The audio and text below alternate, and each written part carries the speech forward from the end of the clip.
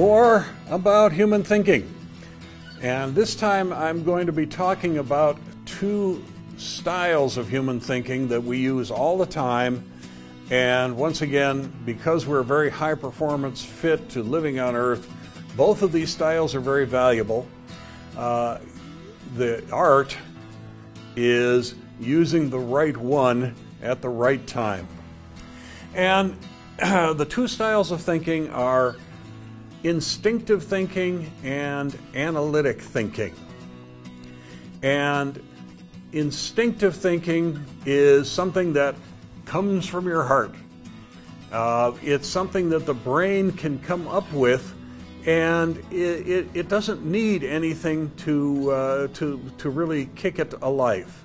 One of the great examples of instinctive thinking is falling in love. Oh, okay. How much effort does it take to fall in love? Okay. Your brain just sort of beep says, I'm in love. This is a good example of instinctive thinking. The opposite of instinctive thinking, and its complement, is analytic thinking. This is when you're saying things like, yeah, 2 + 2 = 4, or I'm 10 miles from my destination, I'm traveling at 10 miles an hour, how long is it going to take me to get there? Okay, these are examples of analytic thinking. Now, which layer of your brain handles these? The judgment layer actually handles both of them. And so analytic thinking is learned thinking, and instinctive thinking is, again, ideas that come to you that you really don't have to think much about. Instinctive thinking is something that comes up every day, and it is something that has come up pretty much every day, and it comes up in the life of every organism. So it's useful for every organism, if they're going to pass the grandchild test, to have children.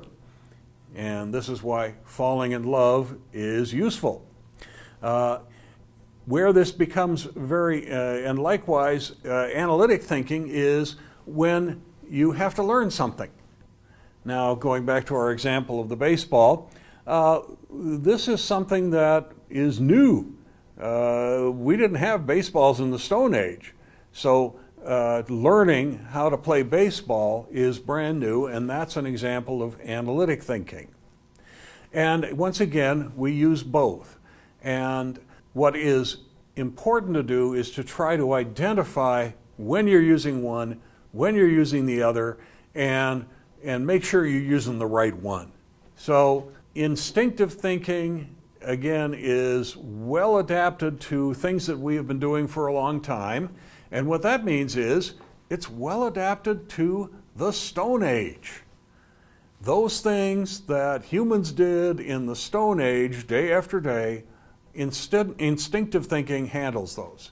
And one of the best examples of that, one of the ones that makes a big difference, is us versus them thinking. In the Stone Age, people lived in small groups. You lived with your family, you lived in a village, and so your family and maybe 2, 3 other families, not many, that was your group. That was us. And the other people that lived around you in those other villages, they're them. And you don't treat us the same like you treat them. Okay? Us, you don't betray us.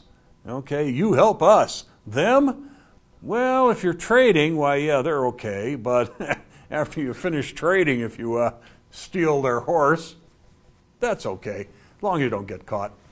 So this is an example of us versus them thinking, and it's an example of thinking that works very well in the Stone Age, but it doesn't work quite so well in civilization. We're globalized. We trade all over the world. This thinking doesn't work so well. But it's still very real. It's instinct thinking. So that's an example of the difference between analytic thinking and instinctive thinking. And if you can understand these and you can perceive these, this is going to help a lot.